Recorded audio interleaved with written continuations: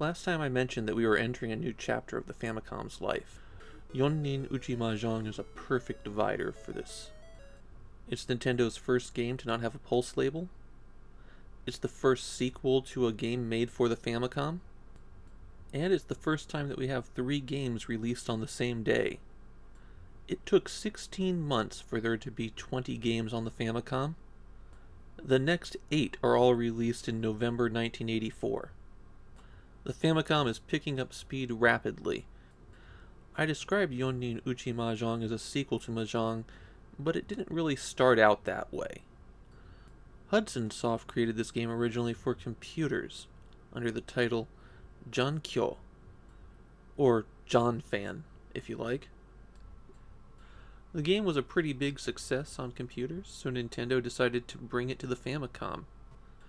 The major differences between 2 and 4-player Mahjong is that 4-player Mahjong adds special rules for seeding and additional scoring based on that.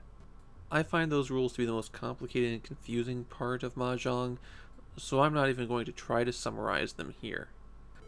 The 2 options on the title screen aren't difficulty settings. They're for 2 slightly different rule sets. The one on the left makes it easier to complete one of the simpler yaku, or winning hands.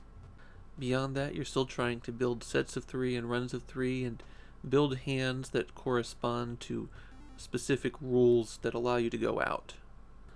I expect most of the Mahjong game videos to be pretty short because they all wind up being extremely similar, and explaining what I know about Mahjong every time would get a bit dull.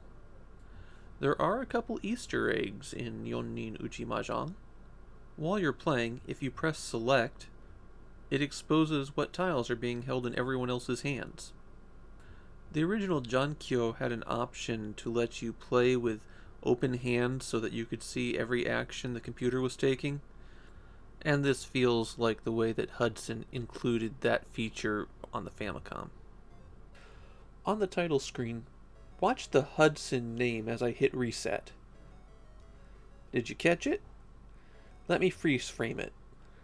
M. Tobita is the creator of Jankyo and 4人打ち麻雀.